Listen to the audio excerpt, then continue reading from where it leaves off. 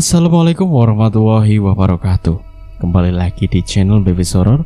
Masih bersama saya Mas biasa. Kali ini saya akan membawakan cerita baru dengan judul Dendam Kematian Tukang Jamu. Cerita ini ditulis oleh Randwriter. Jadi buat kalian yang ingin membaca ceritanya secara langsung, kalian bisa kunjungi link dan profile yang sudah saya sertakan di deskripsi. Tanpa berlama-lama, langsung saja kita ke ceritanya. Sakit.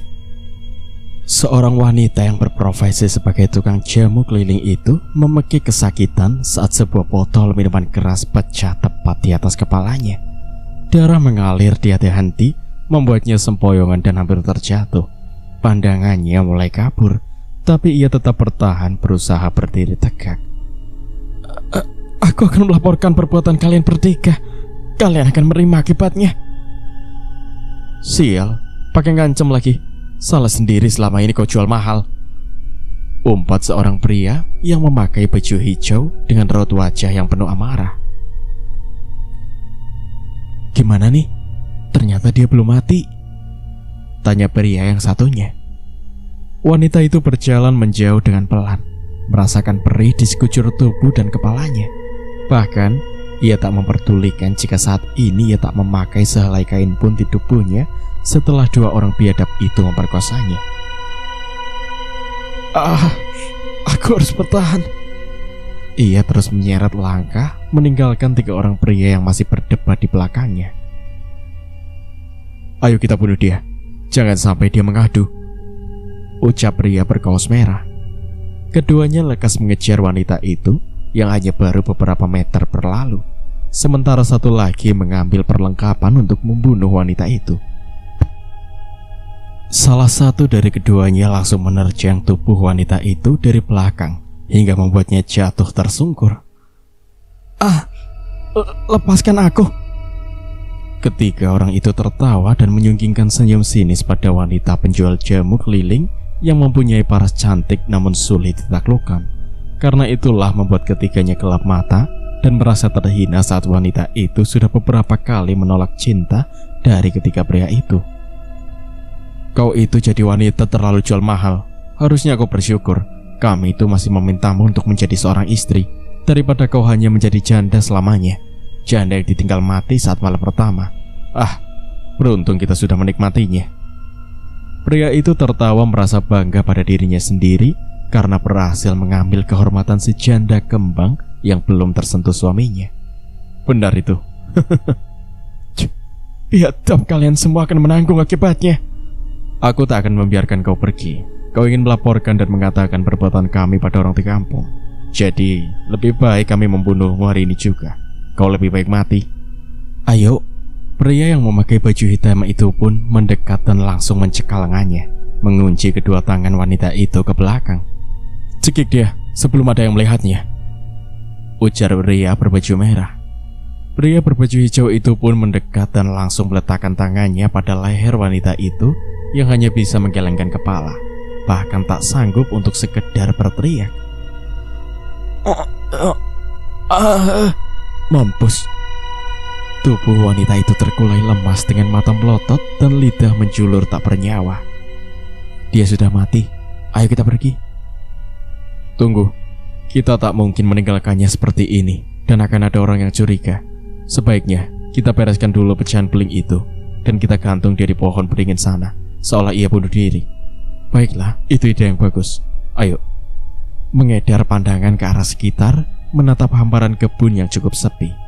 Hanya penerangan cahaya rembulan yang menerangi suasana malam.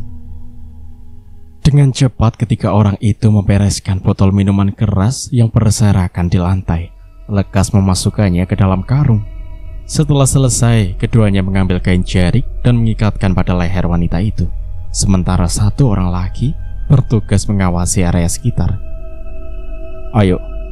Ketika orang itu kembali menarik tubuh wanita itu, membawanya ke pohon beringin dan menggantungkannya di salah satu dahan yang menjorok tak terlalu tinggi.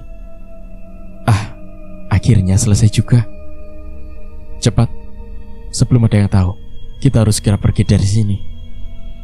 Setelah selesai memperkosa dan membunuh wanita itu, Ketika orang itu pun berlari melewati area perkebunan jagung agar tak ada yang melihat.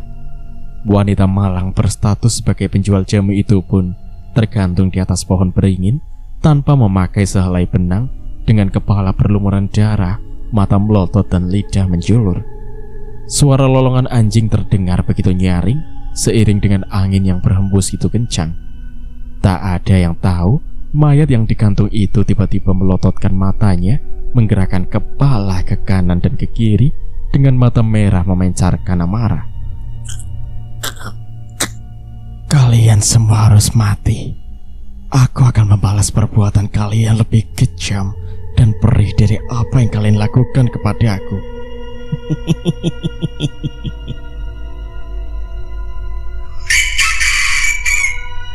Suara kokok ayam begitu nyaring di telinga membuat semua insan yang terlelap langsung terbangun. Jam sudah menunjukkan pukul 5.30. Ada mayat! Ada mayat! Seorang wanita tua bernama Bu Ratmi itu pun lekas keluar dari rumahnya seraya membenarkan kain jarik yang melilit pinggangnya. Darso, mayat siapa toh? Itu Bu Ratmi. Di atas pohon beringin dekat kebun jagung sana ada mayat.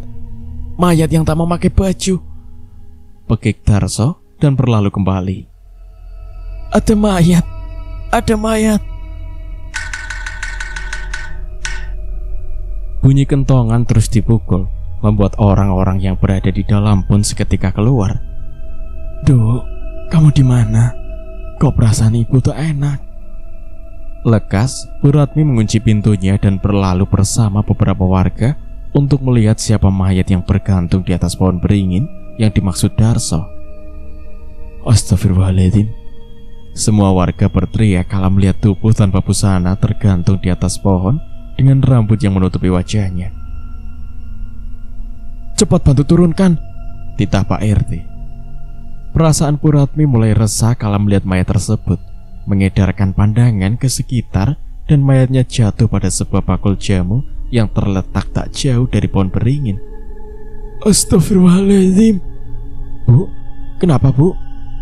Baru Bu Koko menangkap tubuh Bu Ratmi yang hampir terjatuh. Itu Bu, itu bakul jamu Mirna. Apa mayat itu Mirna? Bu Ratmi menangis dan terus menatap dua orang warga yang sedang menurunkan mayat di atas pohon. Istighfar Bu, mudah-mudahan itu bukan Mirna, ucap Bu Kokom mencoba menenangkan. Saat mayat berhasil diturunkan ke bawah, Bu Ratmi lekas berlari dan mendekat. Apa Bu Ratmi mengenal mayat ini? Tanya Pak RT. Bu Mirna tak memperdulikan pertanyaan Pak RT. Air matanya sudah meluncur deras. Ia berjongkok untuk menyibak rambut panjang yang menutupi wajah sang mayat. Astagfirullahaladzim Mirna. Bu Ratmi berteriak histeris, dan saat mendapati kenyataan jika perasaan buruknya ternyata benar-benar nyata, mayat tanpa busana dengan darah mengering di kepala dan sebuah kain jarik yang melilit lehernya adalah Mirna, sang anak yang baru seminggu yang lalu ditinggal meninggal suaminya saat hari pertama menikah. Para warga menyebutnya janda kembang. Bu, sabar Bu. Pak RT berusaha menenangkan Bu Ratmi yang terus menjerit dan menangis meratapi nasib sang anak yang harus meninggal setelah seminggu yang lalu ditinggal meninggal oleh suaminya. Para warga pun lekas membawa jenazah Mirna ke rumah Bu Ratmi. Bendera kuning berkibar di depan rumah sebagai simbol orang yang meninggal. Tanpa ada yang tahu, tiga orang pria tampak menyunggingkan senyum sinis saling menatap dan mencemooh pada keluarga Mirna yang sedang menangis meratapi kepergiannya. Mampus, suri siapa jual mahal. Setelah proses pemakaman Mirna, kini semua warga sudah kembali ke rumah mereka masing-masing. Sedangkan tiga orang yang sudah menodai Mirna dan membunuhnya tadi kini sedang berpesta miras di salah satu rumah tiga sekawan ini. Rasain tuh si Mirna, jual mahal banget jadi orang. Tapi beneran enak miliknya sempit pisan. Kekeh Parjo, lelaki yang mencekik Mirna hingga tewas. Beneran Kang, miliknya dia emang sempit pisan. Punya saya sampai jadi ngilu Kang. Kekeh Jarwo menimpali. Coba aja dia nggak melawan, pasti nyawanya masih ada sekarang, ya nggak? Sambung Baskoro sambil membakar tembakau miliknya.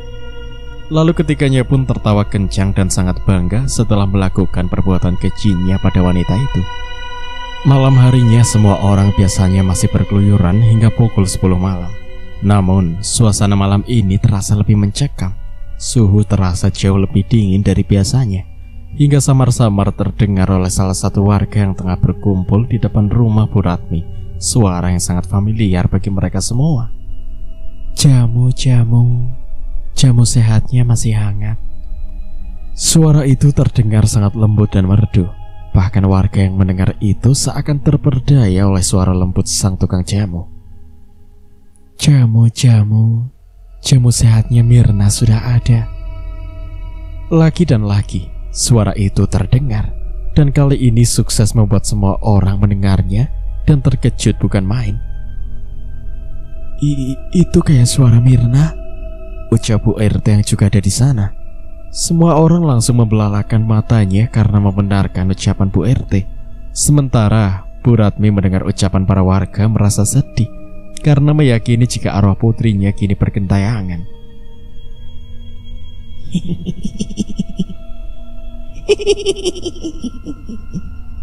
Suara tawa Mirna kini menggelegar di seluruh penjuru kampung, membuat semua warga yang sedang berada di rumah Bu Ratmi berhamburan meninggalkan rumah Bu Ratmi. Begitu juga dengan warga kampung yang berada di tempat lain. Kini masuk ke dalam rumahnya, menutup semua pintu dan jendela, mengurung diri di dalam rumah, berpelukan satu sama lain, menutupi rasa takut yang ada mendengar tawa Mirna yang menggema di seluruh penjuru kampung. Jamu Mirna sudah datang, kemarilah. Suara itu menggema sepanjang penjuru kampung. Begitu juga dengan Bu Ratmi yang masuk ke dalam rumahnya menangis meratapi nasib mendiang anaknya. Arwah yang penasaran seolah menuntut balas atas kematiannya. Di kampung itu jika ada kematian yang tragis dan menyebabkan arwah bergentayangan, menandakan ada yang menjangkal dengan kematian tersebut. Tiba-tiba suara tawa itu berubah menjadi suara tangis yang menyayat hati bagi yang mendengarnya. Arwah Mirna seketika mengingat kembali bagaimana kejadian naas yang menimpa dirinya hingga tewas dengan cara tidak wajar dan juga sangat keji. Flashback.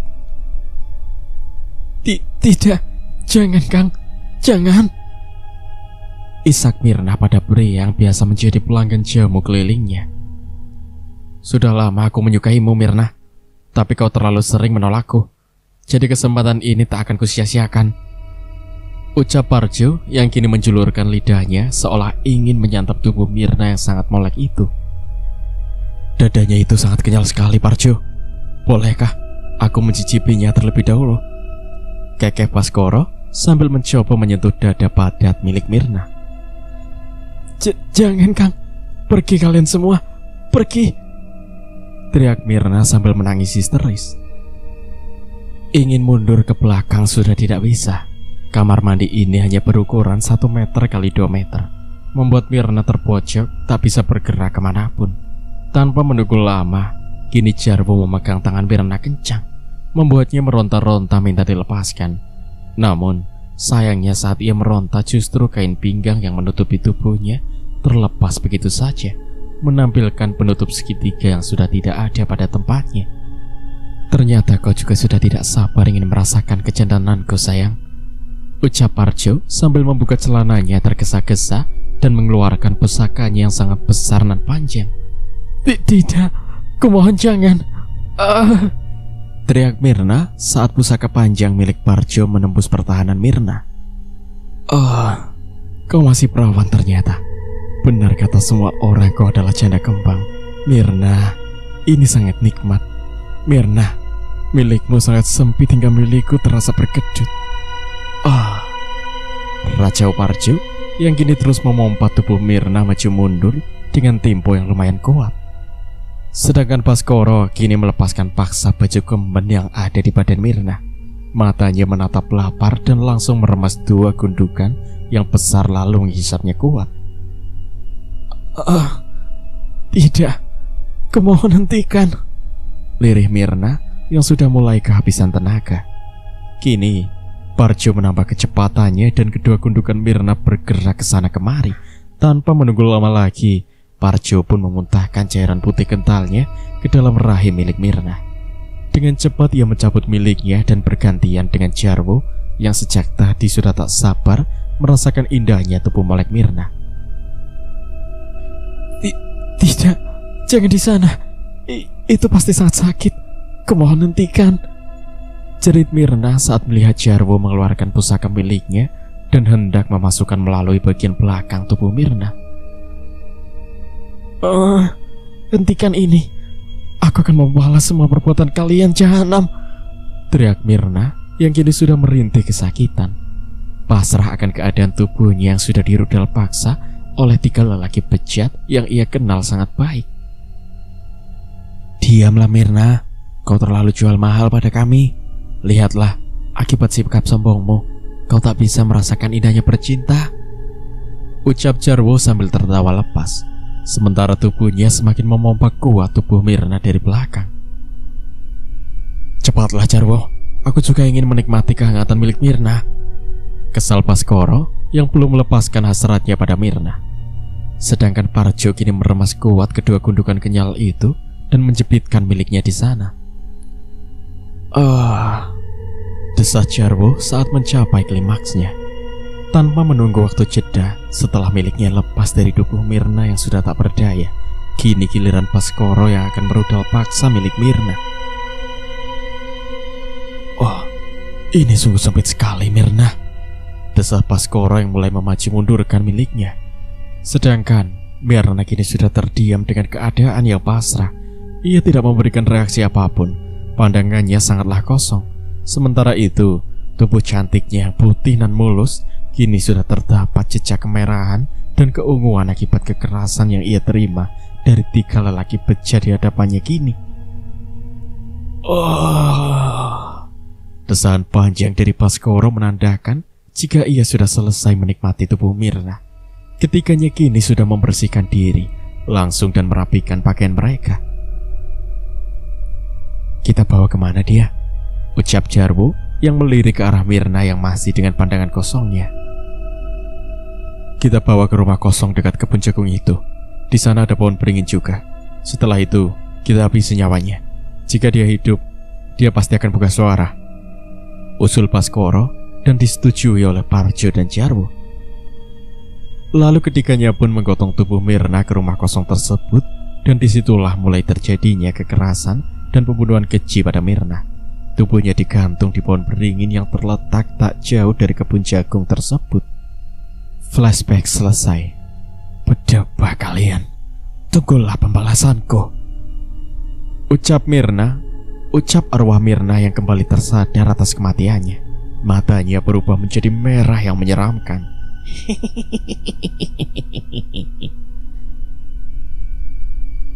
Semua orang kini sangat ketakutan. Suara tawa dan tangisan Mirna tadi terdengar jelas di telinga mereka semua. Kini suara itu sudah hilang entah kemana. Mereka pun mengira jika Mirna sudah pergi sangat jauh. Nyatanya Mirna kini mendatangi ibunya. Bu Ratmi yang menangis meratapi nasib putrinya kini terkejut bukan main melihat sosok Mirna berdiri tegak di depan pintu kamarnya. Mirna anakku, ucap Bu Ratmi tergagap.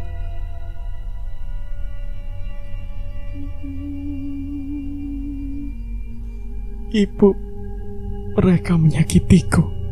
Mereka menodaiku, Ibu. Mereka membunuhku dengan sangat keji, isak arwah Mirna yang kini menampilkan wujudnya. Mereka siapa, Nak? Tanya Bu Ratmi sedikit terkejut. Ibu akan tahu nanti. Aku akan membalaskan dendamku pada mereka bertiga. Jagalah dirimu, Ibu, jawab Mirna dan kini menghilang begitu saja. Mirna, teriak Bu Ratmi mencari arwah putrinya. Ia hanya bisa menangis dan meratapi nasib putrinya yang tidak pergi dengan tenang.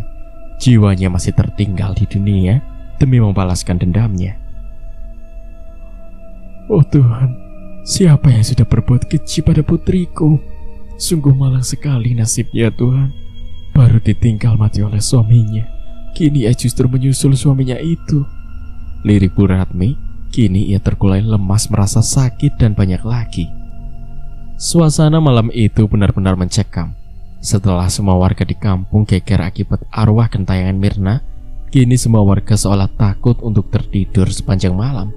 Beberapa warga bahkan membuat penangkal hantu agar arwah Mina tidak mengganggu kampung itu lagi. Keesokan harinya warga kampung yang sedang ada di pasar mingguan seketika heboh. Ternyata tidak hanya ada di kampung Balai Asri saja yang mendengar dan melihat arwah gentayangan Mirna. Bahkan di kampung sebelah, kampung Serumbun Sejati pun mendengarnya. Itu teh Mirna yang gelis jualan jamu bukan? Tanya salah satu pedagang oncom di pasar. Iya, Mirna yang itu gentayangan. Mayatnya tergantung di pohon beringin gede dekat kebun jagung itu, jawab Pak RT yang saat itu sedang berada di pasar. Sepertinya bukan bunuh diri ya Pak? Sepertinya tidak, karena bagaimana mungkin dia bisa menggantung dirinya sendiri di pohon beringin. Ini sangat mencurigakan. Pelakunya saya rasa yang kenal dengan Mirna, jawab Pak RT yang memang sudah mulai curiga sejak pertama kali melihat tubuh Mirna tergantung di atas pohon. Kasian banget ya, dia janda kembang malah matinya mengenaskan, ujar Sarti, penjual rempah-rempah langganan Mirna. Iya toh, kasian banget ya Mbak. Takutnya orang yang suka sama dia malah dendam karena dia nikah, sahut Dewi, si pembuat tahu dan juga tempe. Jika kini suasana pasar mingguan sedang sibuk membicarakan perihal kematian Mirna dan juga arwahnya yang tadi malam gentayangan. Lain halnya dengan 3 orang pelaku yang baru saja mendengar kabar itu saat mereka tengah meminum kopi di langganan mereka. Seriusan, tadi malam arwah dia gentayangan? Tanya Baskoro yang sedikit penakut. Kata istri saya mah beneran Kang. Bahkan dia bilang suaranya begitu terdengar jelas dan juga nyaring. Kita karena mabuk makanya gak kedengeran dengan jelas, sahut Jarwo. Ngada-ngada aja lu pada. Mana mungkin orang mati bisa gentayangan? Dia udah masuk ke dunia lain, bantah Parjo yang sesungguhnya ia juga sedikit takut. Hanya saja ia lebih memilih bersikap positif. Kamu teh gak tahu ya Kang, kalau matinya gak wajar bisa gentayangan arwahnya, bantah Jarwo yang mulai sedikit kesal dengan Parjo. Dalam hatinya sedikit ada penyesalan mengapa mengikuti perkataan Parjo untuk menghabisi nyawa Mirna, padahal mereka semua sudah memiliki istri satu sama lain. Diam kamu Jarwo, kalau sampai mulutmu ini berbicara terus menerus, semua orang bisa curiga pada kita. Kamu paham? Bisik Parjo pada sahabat karibnya. Semoga aja dia gak marah sama kita, lirik Baskoro yang memang sangat penakut dibanding 2 temannya. Malam harinya Baskoro pergi bersama istrinya menuju kampung sebelah. Ya, keluarga sang istri berada di kampung Serumbun Sejati. Perjalanan menuju kampung itu memakan waktu selama 20 menit. Namun sudah 30 menit mereka tak kunjung sampai ke perbatasan kampung yang dituju. Kang, ini ayah naon kok gak nyampe-nyampe? Tanya Dewi sedikit ketakutan sebab suasana jalan sedikit berasap dari biasanya. Gak tahu Akang itu teh. Akang mah juga sudah lelah ini. Perasaan mah kampung gak jauh amat. Ini teh gak nyampe-nyampe, jawab Baskoro mulai merasakan hal yang sama dengan istrinya. Tiba-tiba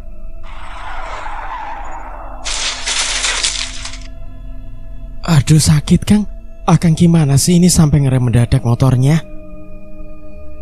Omel Dewi yang kakinya mengenai knalpot motornya. Tadi ada si Mirna. Iya, tadi Akang lihat ada si Mirna, jawab Baskoro tergagap yang melihat sekilas wanita berjalan pelan membawa bakul jamu.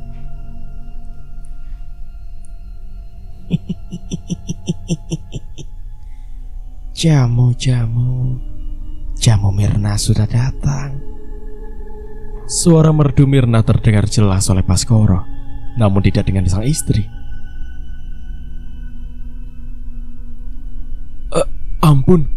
Ampun, Mirna, jangan ganggu saya. Saya minta maaf jika saya salah. ucap Baskoro sambil menyatukan kedua telapak tangannya seolah meminta maaf. Akang, kamu teh kenapa? Kayak habis lihat hantu si Mirna. Ngapain kamu teh minta maaf? Kamu kan baik sama dia. Oceh Dewi lagi yang heran melihat tingkah laku suaminya. Sedangkan tubuh Baskoro kini bergetar hebat. Keringatnya yang mengucur deras dan membentuk bulir yang besar layaknya biji jagung. Wajahnya memucat melihat Mirna kini tepat berada di hadapannya. Wajah Mirna dan dirinya hanya berjarak satu jari telunjuk saja, membuat Baskoro bisa melihat dengan jelas aura dendam dari mata merah Mirna yang membesar dan juga lidahnya yang kini menjulur ke bawah. Kamu harus mati, Baskoro. Kamu harus merasakan sakitnya menjadi aku. Tidak, jangan sakiti aku, Mirna. Maafkan aku. Maafkan aku. Pergi kamu, Mirna.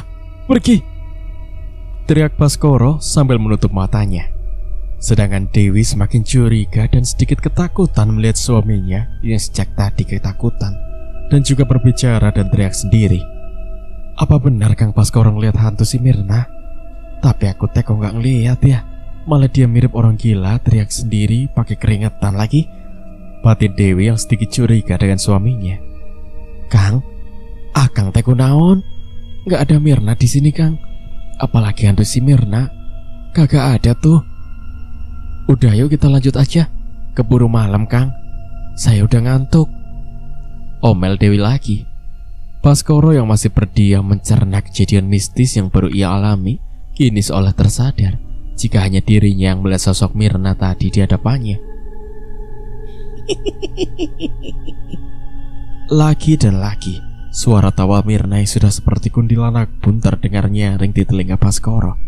Ia berusaha mengabaikan suara yang menyeramkan itu dan menutup matanya sebentar, mengambil nafas sebanyak-banyaknya, lalu melajukan motornya kencang. Ini gak bisa dibiarkan. Aku harus kasih tahu ke Jarwo dan juga Parjo. Mereka harus tahu kalau si Mirna akan membalas dendam pada kami semua, batin Baskoro. Di lain tempat, ini juga seolah menjadi hari sial bagi Jarwo. Bagaimana tidak? Niatnya ingin membeli sate pinggir jalan langganannya, kini ia harus berhenti mendadak, sebab dari kejauhan ia melihat jika ada sosok yang berjalan membawa bakul jamu. Jamu Mirna sudah datang. Jamunya, Kang. Jamu sehat dan kuatnya, Kang. Bisa membuat istri puas diranjang. Suara lembut Mirna itu kini menjadi hal yang menakutkan bagi yang mendengarnya. Itulah yang sedang dialami oleh Parjo. Padahal jarak ia terhenti dengan gerobak sate itu hanya 20 meter saja. Namun siapa menyangka jika Mirna berada tepat di samping gerobak sate itu, berdiri dengan senyumannya yang menyeramkan. Jarwo, ngapain berhenti di situ? Sini, makan sate sama saya. Ditungguin tadi malah berhenti di sana. Teriak Pak RT yang melihat Jarwo masih berada di atas motornya. Iya Pak RT, jawabnya gugup dan langsung memarkirkan motornya di samping motor Pak RT. Mang, sate dagingnya 1 porsi ya. Gak usah dikasih ketupat, Mang. Saya kurang suka, pesan Jarwo pada mamang sate yang masih mengipas panggangannya. Kamu kenapa berhenti tadi di sana? Dipanggil juga kaget, kayak lihat hantu saja. Ucap Pak RT apa adanya. Kok Pak RT tahu saya lihat hantu? Saya lihat Mirna tadi, Pak. Dia berdiri tepat di samping gerobak sate mamang ini, jawab Jarwo merasakan bulu kuduknya merinding. Mana ada hantu Mirna di sini? Saya sudah 2 jam yang lalu duduk di sini, Jarwo. Saya sudah menghabiskan 3 porsi sate. Gak ada saya lihat hantu Mirna di sini. Makanya teh kamu jangan ditinggalkan sholatnya. Takut kan? Kata Pak RT. Ya ampun Pak, saya teh beneran lihat si Mirna di situ, bawa bakul jamunya. Terus dia nawarin ke saya jamu kuat, jawab Jarwo yang kini mulai merasakan merinding di seluruh tubuhnya.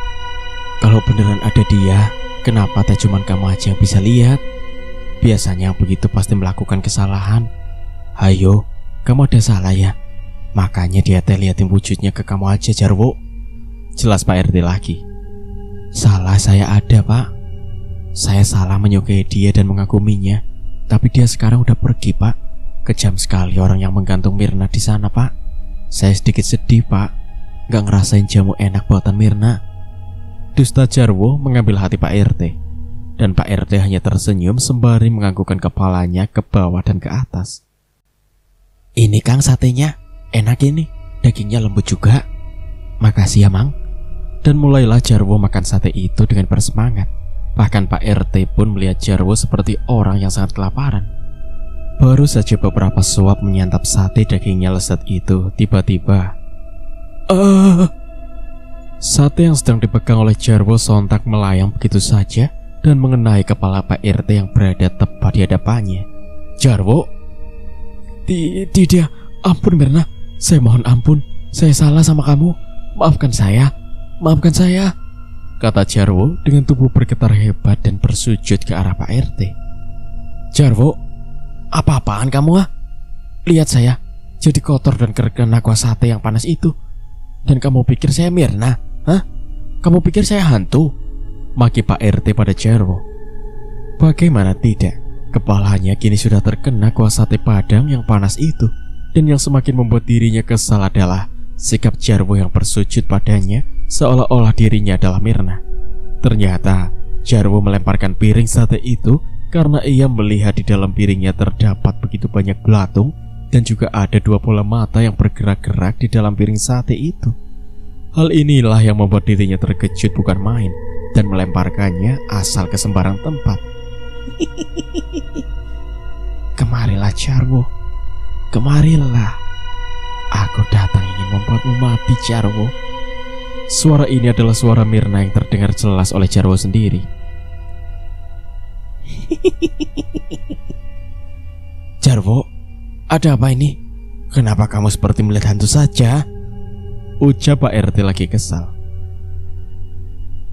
Ada arwah Mirna, Pak.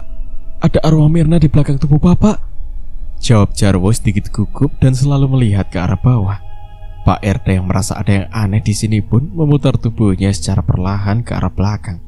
Tiba-tiba, jamunya Pak RT. Suara Mirna itu kini terdengar juga oleh Pak RT dan pelanggan lainnya yang ada di sana. Tidak, teriak Pak RT langsung berhamburan berlari meninggalkan Jarwo dan yang lainnya. Begitu juga dengan Mamang Sate yang langsung berlari meninggalkan gerobaknya. Para pelanggan dan penjual lainnya pun melakukan hal yang sama. Mereka melihat bagaimana sosok arwah Mirna kini berada tepat di dekat mereka. Aroma jamu Mirna menyeruak ke indera penciuman semua orang yang berada di sana tadi. Namun kini sialnya, hanya Jarwo yang tertinggal di sana seorang diri. Kamu harus mati, Jarwo. Kamu harus mati. Kamu harus mati, Jarwo. Tunggu pembalasanku. Lalu tubuh Jarwo terangkat ke atas setinggi 5 meter dan terhempas dengan sendirinya ke jalanan. Bunyi tulang yang patah karena hempasan yang begitu kuat berasal dari tulang rusuk Jarwo. Kini ia pingsan di tengah jalan begitu saja seorang diri. Keesokan harinya, warga terkejut melihat Jarwo yang tergeletak di tengah jalan dengan luka di bagian siku dan juga pelipisnya. Tak ada yang tahu apa yang terjadi pada pria tampan ini.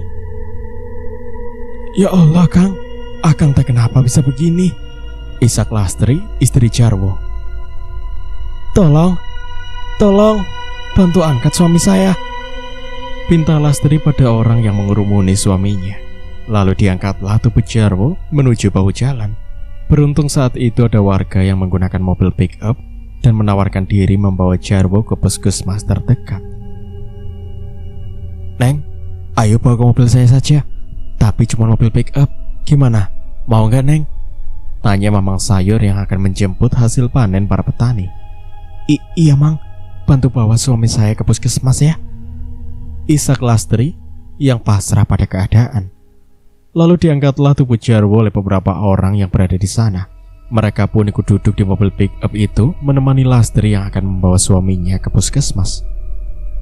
Tadi malam, katanya di tempat si Jarwo tergeletak tadi, katanya ada yang lihat arwah si Mirna gentayangan, ujar salah satu pria yang mengangkat tubuh Jarwo tadi. Sedangkan Lastri hanya bisa diam mendengar cerita menyeramkan itu dan terus melihat ke arah suaminya. Iya memang benar, soalnya kan yang jual sate itu Pak D-nya aku. Dia sampai lari ninggalin gerobak satenya, jawab pria yang kini memegang kaki Jarwo. Sedangkan Lastri semakin khawatir apa yang terjadi pada suaminya, sebab sejak tadi belum ada tanda-tanda jika suaminya akan sadar. Namun ia perlahan berpikir, apakah suaminya pingsan dan terluka akibat takut melihat hantu Mirna seperti yang diceritakan oleh dua orang di hadapannya ini. Tak lama kemudian, mobil itu sudah tiba di pintu IGD Puskesmas yang berada sedikit jauh dari kampungnya. Jarwo pun dipindahkan ke atas brankar dan dibawa ke dalam untuk pemeriksaan lanjutan. Di lain tempat, kini beberapa warga yang mulai resah dengan arwah gentayangan Mirna. Mereka mendatangi rumah Bu Ratmi untuk meminta pertanggungjawaban. "Bu Ratmi, keluar Bu, keluar!" teriak Parjo. Ya, Parjo memprovokasi beberapa warga agar mengusir Bu Ratmi dari kampung. Menurut Parjo, arwah Mirna gentayangan karena ingin dekat dengan ibunya. "Keluar Bu Ratmi!" Lalu, pintu berwarna coklat tua dan sudah usang itu pun terbuka. Wanita parubaya itu terkejut melihat betapa banyak orang mengurumuni rumahnya. "Ada apa ini semua Bapak Ibu? Kenapa ramai-ramai di depan rumah saya?" tanya Bu Ratmi dengan suaranya yang pelan. "Kamu harus pergi dari sini, Ratmi. Arwah putrimu mengganggu kami semua. Segeralah pergi dari sini," ucap salah satu warga seusia Bu Ratmi. "Iya, pergi dari sini," sambut yang lain mendukung. "Kenapa saya harus pergi? Ini tanah saya, tanah kelahiran saya. Kalian tidak berhak mengusir saya dari sini," tolak Bu Ratmi mentah-mentah. "Tapi kami terganggu dengan arwah Mirna," ucap Parjo mengompori para warga. "Ya, itu benar." "Diam kalian semua!" teriak Bu Ratmi yang sudah terlanjur emosi. Seketika para warga terdiam. Wanita yang dikenal dengan suaranya yang lembut ini bisa mengeluarkan suara yang tidak terduga. "Kalian ingin tahu mengapa arwah Mirna gentayangan, ha? Kalian semua mau tahu penyebabnya?" teriak Bu Ratmi sudah tidak tahan lagi. Sontak membuat semua orang yang ada di sana terkejut dan juga bingung. Sedangkan Parjo, wajahnya seketika menjadi pucat dan mengeluarkan keringat dingin, takut jika perbuatan kejinya terbongkar. Namun dengan cepat pula ia menguasai diri. "Putriku, Mirna, dia diperkosa dan dibunuh dengan cara yang keji oleh 3 orang dari lelaki di kampung ini. Ia hanya ingin keadilan untuk dirinya. Ia ingin membalaskan dendam pada 3 orang manusia tak beradab itu. Ia hanya ingin keadilan saja," teriak Bu Ratmi dengan segugukan. Jatuh sudah tubuh Bu Ratmi di atas teras rumahnya. Ia sudah tak kuat menopang tubuhnya lagi. Sedangkan para warga yang ada di sana semakin ricuh dan juga ketakutan. Sepertinya kata Bu Ratmi ada benarnya juga. Buktinya, kenapa dia bisa gentayangan? Tandanya arwah dia penasaran, gak tenang, bisik salah satu warga. "Alah, alasan aja kamu kan wanita tua. Tahu dari mana kamu si Mirna menginginkan itu? Hah? Jawab," teriak Parjo seperti orang yang menutupi kesalahannya. Sedangkan Bu Ratmi hanya diam saja, enggan menjawab pertanyaan Parjo yang sejak tadi memojokkannya. "Sudah Parjo, kasihan juga Bu Ratminya." "Bisa aja kan yang diucapkan Bu Ratmi ada benarnya," ucap Kasno pelan. "Sialan, lihat saja. Aku akan membuat kamu pergi dari sini wanita tua. Jika perlu aku akan menghabisi nyawamu seperti putrimu yang sok suci itu," batin Parjo seorang diri dan meninggalkan rumah Bu Ratmi begitu saja. Malam harinya, Parjo sedang merenung di depan teras rumahnya seorang diri. Malam ini istri dan anaknya akan pergi ke Jawa Timur untuk studi tour sang buah hati. "Mana ini si Jarwo sama Pak Skoro? Tumben gak ke rumah. Kelon sama istri kayaknya," omel Parjo seorang diri. Ya, Parjo tak tahu jika sahabatnya Jarwo kini tengah berada di rumah sakit. Begitu juga dengan Baskoro yang masih setia berada di kampung mertuanya. Jamu Mirna sudah datang. Jantung Parjo seolah berhenti dalam sekejap. Ia bahkan tak berani melirik ke arah belakang tubuhnya. Bau amis yang menyeruak membuat indera penciumannya yang tajam ikut terusik. "Jamunya, Kang Parjo," bisik Mirna tepat di samping tubuhnya. Dengan perlahan Parjo membalikkan badannya dan Parjo berteriak kencang dan masuk ke dalam rumahnya dengan segera. "Sialan, arwah itu benar-benar ngejar aku ini. Apa jangan-jangan si Jarwo dan Baskoro juga sudah diganggu seperti ini?" batin Parjo seorang diri. Tiba-tiba, jamunya, Kang." "Pergi kamu, Mirna. Ini bukan tempatmu. Pergi dari sini," teriak Parjo seorang diri. "Aku tidak akan pergi sebelum membalaskan kematianku pada kalian."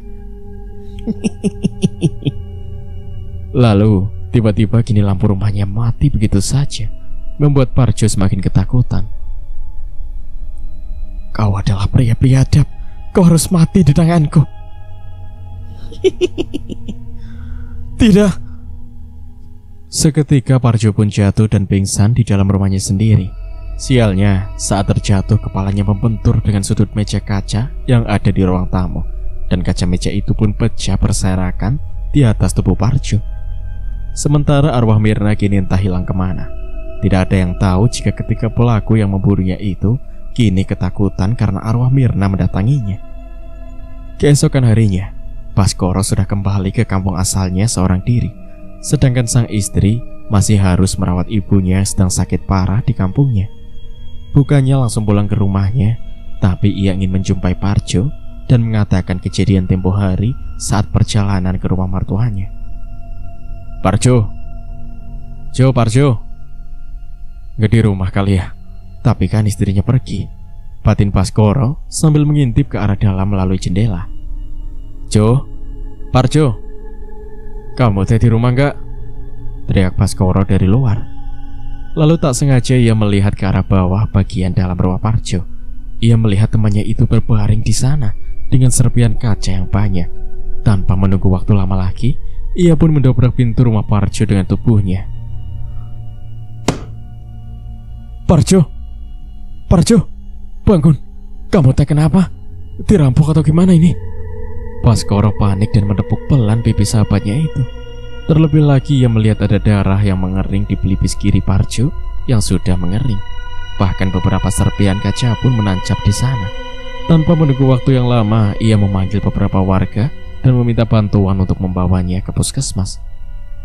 Pak RT, tolong Pak, tolong saya. Tolong bantu saya bawa si Parjo ke puskesmas, Pak," teriak Baskoro saat melihat Pak RT melintas di depan rumah Parjo. "Loh, kenapa sih Parjo?" tanya Pak RT yang terkejut mendengar teriakan Baskoro. "Dirampok, Pak. Kayaknya dirampok." "Apa?" Dengan sigap Pak RT membantu Baskoro mengangkat tubuh Parjo ke atas sofa yang ada di rumahnya. Tanpa menunggu waktu yang lama, Pak RT menghubungi beberapa anggota perangkat desa bagian sosial agar datang ke rumah Parjo untuk memberikan pertolongan pertama. "Kamu tahu dari mana dia kerampokan? Ada yang hilang emangnya?" tanya Pak RT. "Saya mikirnya dirampok, Pak. Soalnya meja dia kan pecah. Dia juga pingsan, Kak, berdarah-darah. Makanya saya pikir dia dirampok," jawab Baskoro. "Tapi gak ada tanda-tanda kehilangan kok dia. Pintu sama jendela rumah juga masih bagus. Gak ada yang rusak. Atau jangan-jangan apa, Pak?" tanya Baskoro menahan nafasnya. Tiba-tiba, "Assalamualaikum. Di mana yang sakit, Pak?" tanya Dokter Wiwi, dokter umum di puskesmas kampung itu. "Waalaikumsalam. Itu Bu Dokter, si Parjo pelipisnya robek," jawab Pak RT sambil menuntun Dokter Wiwi ke arah Parjo. "Wah, banyak serpihan ini di dalam lukanya. Harus ke puskesmas ini Pak RT, karena harus diambil tempat khusus. Kenapa bisa seperti ini ya Pak? Kang Parjo kerampokan?" tanya Dokter Wiwi. "Nah, itu yang saya nggak tahu Bu Dokter. Tadi si Sembrul ini yang nemuin teman karibnya ini," kata Pak RT sambil melihat ke arah Baskoro yang tersenyum manis ke arah Dokter Wiwi. Baskoro, kamu teh udah ada istri. Jangan genit sama Dokter Wiwi. Seleranya dia mah bukan kayak kamu. Dia seleranya juga dokter, nggak kayak kamu pengangguran. Saya cek Pak RT. Kayak Pak RT gak kesem-sem aja sama dokter Wiwi, cibir Baskoro. Sudah Pak, kenapa jadi basah ya? Oh iya, itu si Jarwo lagi dirawat di puskesmas. Mungkin besok akan dibawa ke kota. Dia harus dioperasi. Tulang rusuknya retak dan terjadi pengeroposan. Harus ditindak di rumah sakit besar, jelas dokter Wiwi sambil menyusun kembali peralatannya. Loh, Jarwo kenapa dokter? Kecelakaan apa gimana? Tanya Baskoro terkejut bukan main. Saya nggak tahu jelas, cuman kemarin pagi dia diantar sama istrinya dan beberapa warga naik mobil pick up. Tak sadarkan diri, dan dia mengalami tulang rusuknya yang retak atau patah. Saya belum bisa memastikan, hanya saja kemungkinan masih retak. Sebab itulah dia harus dibawa ke rumah sakit di kota, Kang, ungkap dokter Wiwi. Sedangkan Baskoro dan Pak RT kini terdiam, bergulat dengan pemikiran mereka masing-masing. Saya sudah minta ambulan untuk menjemput Kang Parjo. Saya harus balik ke puskesmas lebih dulu untuk menyiapkan semuanya. Kalau begitu, saya permisi. Mari Pak RT, Kang Baskoro.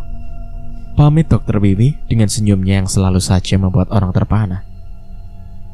Saya yakin Jarwo pasti diganggu hantu Mirna, ucap Pak RT tiba-tiba. Ah, gimana maksudnya? Diganggu Pak? Tanya Baskoro terkejut. Dalam hatinya, ia tak menyangka ternyata sahabat karibnya juga ikut diganggu oleh Mirna, si janda kembang yang mereka lenyapkan dengan secara yang keji. Tempo hari, saya lagi makan sate sama si Jarwo di tempat Ajub Yaman. Nah, dia udah mulai aneh tingkahnya dari awal sampai di sana. Saya tanya kenapa, katanya dia lihat arwah Mirna. Saya ledekin dia, sampai ketika lagi makan sate, dia lempar sate itu ke arah saya, dan saya sampai mandi kuah sate. Dengkus Pak RT kesal. Terus, hubungannya sama si Jarwo rusuknya patah apa Pak? Tanya Baskoro yang masih belum paham. Kamu teh diem dulu, saya belum selesai cerita. Taunya itu si arwahnya Mirna berdiri di belakang tubuh saya. Dia malah nawarin jamunya sama saya. Ya semua orang di sana kabur menyelamatkan diri sendiri. Mungkin si Jarwo ketinggalan, diganggu sama si Mirna. Jelas Pak RT lagi. Oh, begitu ya Pak. Serem banget si Mirna ya, pakai gentayangan segala, ujar Baskoro. Ya, Baskoro sengaja menutupi kenyataannya jika ia juga sudah diganggu oleh arwah Mirna. Namun demi menutupi rahasia besar yang ia dan sahabatnya lakukan, maka Baskoro akan berpura-pura tidak tahu menahu saja. Di tempat lain, kini Bu Ratmi memikirkan ucapan arwah Mirna kala itu. Ingin mencurigai seseorang, tapi ia masih merasa ragu. Sebab Mirna mengatakannya hanya 3 orang saja, dan pastinya itu adalah pria. Siapa 3 orang yang dimaksud oleh Mirna? Pikir Bu Ratmi. Aku harus mencari tahu sendiri. Bantu ibu nak, bantu ibu berikan petunjuk siapa pelaku yang sudah membuat hal keji ini kepadamu. Mirna, sebelum ibu mati, ibu harus membalaskan dendammu nak, isak Bu Ratmi seorang diri. Di lain tempat, kini Jarwo sudah dibawa menuju rumah sakit di kota. Bahkan kini keadaan Jarwo semakin memburuk. Ia seperti seorang yang sedang kerasukan. Namun ia hanya dalam keadaan diam. Mulutnya tertutup, sedangkan matanya terbuka dan sedikit melotot. Tidak ada pergerakan dari bola matanya. Ia hanya terus menatap ke arah atas, bahkan tanpa mengedipkan matanya, meskipun hanya sekali saja. Lastri, istri Jarwo, adalah wanita yang cukup soleha. Pakaiannya yang selalu tertutup menggunakan jilbab syar'i menutup seluruh bagian tangannya. Rasa cintanya pada Jarwo adalah rasa cinta alami. Namun sayang, itu semua tidak pernah dihargai oleh suaminya, Jarwo. Kini, kondisi suaminya sudah sangat memprihatinkan. Berbagai lantunan ayat suci Al-Quran ia ucapkan agar suaminya kembali tersadar seperti sedia kala. Namun sayang, itu tidak berpengaruh pada Jarwo. Bu Lastri, besok kita akan melakukan operasi tulang rusuk suami ibu. Mohon tanda tangan berkas ini sebagai bentuk persetujuan dari anggota keluarga, ujar Dr. Ridwan yang menjadi dokter utama untuk operasi Jarwo besok hari. Apa suami saya bisa disembuhkan, dokter? Tanya Lastri setelah menandatangani berkas tersebut. Kami hanya berusaha semaksimal mungkin. Semua kita serahkan pada Yang Maha Kuasa, jawab dokter itu dengan senyuman. Keesokan harinya, tibalah jadwal operasi Jarwo. 2 jam lagi ia akan dipindahkan ke ruangan khusus. Namun, baru saja ia akan diganti pakaiannya, tiba-tiba Kang, Akang kenapa? Teriak Lastri panik. Ya Gusti, ya Allah, kenapa dengan suamiku? Ucap Lastri lagi yang panik. Tubuh Jarwo mengalami getaran yang hebat. Bahkan kini sudah kejang dengan melengkungkan tubuhnya ke arah atas. Bola matanya pun ikut ke atas, sehingga hanya menampilkan bagian putihnya saja. Hidungnya mengeluarkan darah. Begitu juga dengan telinganya. Cairan putih yang beraroma seperti nanah pun keluar dengan banyak dari mulut Jarwo. Warna kukunya memutih, tak terlihat ada darah di sana. Kulitnya berubah menjadi lebih gelap keunguan. Bahkan, saking kuatnya getaran dan juga kejangnya yang dihasilkan oleh Jarwo, perangkat rumah sakit itu ikut bergerak dan menimbulkan bunyi yang sangat berisik. Akang, ayahku naon atau Akang? Sadar Kang, sadar. Ya Allah suami hamba, ya Allah. Lastri menangis histeris. Bahkan ia tidak berani mendekati suaminya. Sesaat kemudian, dengan sangat jelas Lastri melihat bagaimana tubuh suaminya terangkat dengan sendirinya hingga hampir menyentuh plafon kamar rumah sakit tersebut. Astagfirullahaladzim, Akang! Teriak Lestari semakin kencang. Bersamaan dengan itu, para dokter dan perawat berlari masuk ke dalam kamar rawat Jarwo, yang beruntungnya di sana hanya diisi olehnya. Tiba-tiba, tubuh Jarwo terhempas dengan kencang ke bawah hingga menimbulkan suara patahan yang lebih banyak ketimbang saat pertama kali ia terjatuh. Matanya memutih, lidahnya menjulur keluar dan mengeluarkan cairan putih seperti nanah. Telinganya pun mengalirkan banyak darah. Begitu juga dengan hidungnya, dan tubuhnya sudah bagaikan dibelah 2. Tulang punggung dan rusuknya pun patah. Akang, tidak mungkin, ya Allah, tidak. Terit Lastri saat mendekati tubuh suaminya. Sementara 2 perawat dan dokter yang sempat melihat asal tubuh Jarwo terhempas ketika terdiam membeku. Bulu kuduk pun terasa merinding, membuat mereka tidak berani bergerak sama sekali. Sampai akhirnya, dokter, tolong suami saya, teriak Lastri lagi. Dan petugas kesehatan itu pun tersadar dan mendekati tubuh Jarwo yang sudah kaku. Bau amis darah dan bau nanah bercampur menjadi satu. Bahkan sudah menggunakan masker pun masih tercium kuat ke hidung mereka. Bu Lastri, Pak Jarwo sudah meninggal, ucap Dr. Ridwan setelah mengecek nadi dan jantung Jarwo. Tidak mungkin. Tidak. Tubuh Lastri seketika lunglai dan tergeletak di lantai begitu saja. Mendengar kabar jika suaminya meninggal membuat Lastri kehilangan kesadarannya. Para perawat yang ada di sana segera meminta bantuan perawat lainnya untuk mengangkat tubuh Jarwo yang sudah lunglai bagai tak bertulang itu. Setelah proses pemandian jenazah oleh pihak rumah sakit, kini jasad Jarwo dibawa ke kampung halamannya. Kabar ini pun kini tersebar luas, sebab Lestari sudah menghubungi keluarganya yang berada di kampung. Hal ini tentu saja membuat geger para warga di kampung Balai Asri. Saat di puskesmas, Baskoro yang saat itu sedang mengurus administrasi Parjo pun mendengar kabar dari perawat di puskesmas tentang kematian sahabat karibnya itu. Pasien kemarin yang rusuk patah itu meninggal juga jadinya, Mbak, ucap Ayu. Iya, kata teman aku yang di rumah sakit di sana, meninggalnya gak wajar, tubuhnya terbang, jawab Sri yang bertugas sebagai kepala perawat umum. Hah? Seriusan, Mbak? Serem banget atuh. Bikin takut aja. Meringis Ayu sambil mengusap tengkuk dan memeluk tubuhnya sendiri. Baskoro yang sebenarnya masih penasaran siapa pasien yang dimaksud mencoba bertanya pada 2 perawat cantik ini. Mbak cantik, saya boleh tanya nggak? Tanya Baskoro pelan. Panggil suster aja, nggak masalah Pak, jawab Ayu sedikit risih. Maaf, saya nggak ada maksud lain kok. Kalau boleh saya tahu, yang suster bicarain siapa? Tanya Baskoro pelan. Oh itu pasien yang kemarin di sini Pak, Pak Jarwo. Dia meninggal tadi pagi, jawab Sri. Apa? Jarwo meninggal? Ucap Baskoro sedikit berteriak dan melotot ke arah dia, perawat di hadapannya. Iya Pak, Bapak kenal dengan beliau. Tanya Sri lagi. Dia sahabat saya. Ya Tuhan, kenapa bisa begini? Jarwo, kamu teh kenapa ninggalin kita semua? Ishak Baskoro mengeluarkan air matanya. Sedangkan dua orang perawat itu pun menatap heran dan sedikit geli melihat bagaimana Baskoro menangis. Ada rasa keanehan menurut mereka, seorang pria menangisi seorang pria pula. Setelah menyelesaikan administrasi tersebut, Baskoro lantas menuju ruangan tempat Parjo beristirahat. Di sana tak terlihat lagi Pak RT. Parjo, Pak RT mana? Bisik Baskoro. Lagi angkat telepon di luar. Kenapa? Jawab Parjo. Shh, jangan kaget ya. Si Jarwo meninggal. Bisik Baskoro. Hah? Seriusan kamu? Kok bisa? Jerit Parjo tertahan. Kayaknya ulah si Mirna. Soalnya Pak RT bilang malam itu dia diganggu arwah Mirna. Besok paginya dia ditemukan di tengah jalan, tulang rusuknya patah.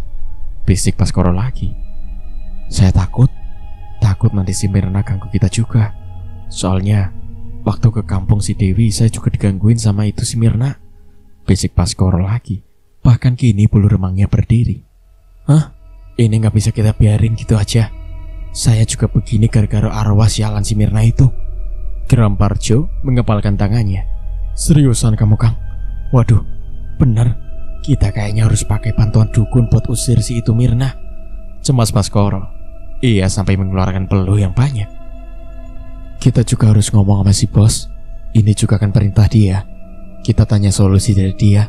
Saya gak mau susah sendiri, jawab Parjo sambil menerawang. Tiba-tiba Pak RT masuk ke dalam ruangan Parjo. Wajahnya kini terlihat sedikit cemas. Ada apa, Pak? Tanya Parjo bersandiwara. Kamu gimana? Udah bisa pulang kan?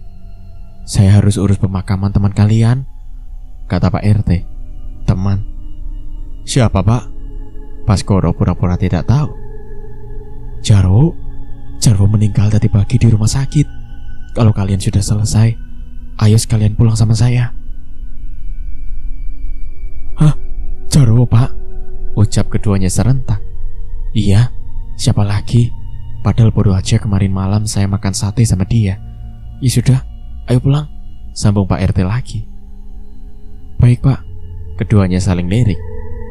Kini, mobil ambulan yang membawa jasad Jarwo telah tiba di kampung halamannya, Kampung Balai Asri. Saat di halaman rumahnya, semua orang sudah menanti. Bendera kuning telah terpasang. Ibu Jarwo menangis histeris mendengar kabar kematian anak tertuanya. Jarwo, kumaha ya? Kamu kenapa ninggalin ibu? Jerit Mbok Lasmi. Lastri, kenapa suami kamu? Kenapa dia ninggalin kita? Mbok Lasmi mengguncang kuat tubuh Lastri yang sudah hilang semangat. Ibu yang sabar ya. Lastri juga kehilangan, Bu. Lastri kehilangan suami Lastri. Cuman dia yang Lastri punya, Bu. Isak Lastri di dalam pelukan mertuanya. Sudah, Bu. Kasihan Jarwo. Sekarang kita harus urus mayatnya. Kita harus segera kafani dan kuburkan sebelum hari semakin sore, jelas Bu RT.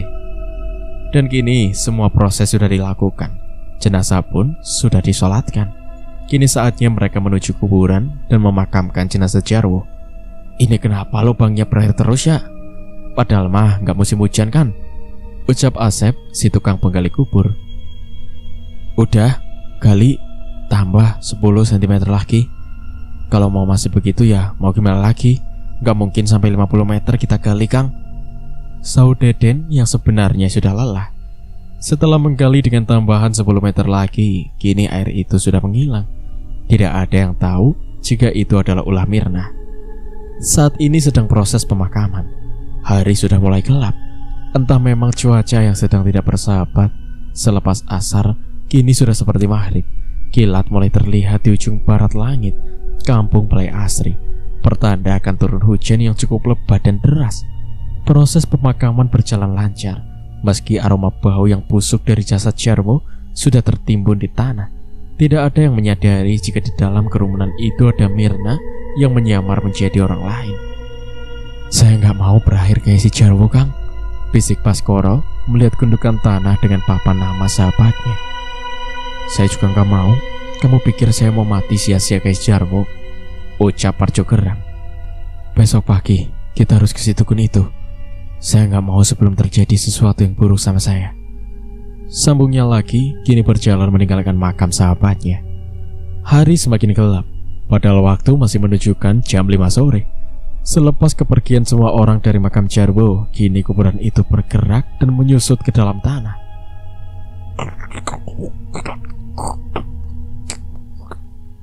Jasad Jarwo kini terbang keluar dari dalam kuburan. Terbang melayang diiringi hantu wanita di sampingnya. Siapa lagi jika bukan arwah Mirna? Akhirnya kau mati juga, Jarwo. Sedangkan Jarwo yang kini sudah menjadi pocong pun hanya diam dan menunjukkan wajah seramnya. Ia seolah ditarik paksa oleh Mirna dari dalam kubur agar membantu Mirna membalaskan dendamnya. Cerita pun bersambung. Nantikan kelanjutan ceritanya di part berikutnya. Terima kasih. Wassalamualaikum warahmatullahi wabarakatuh.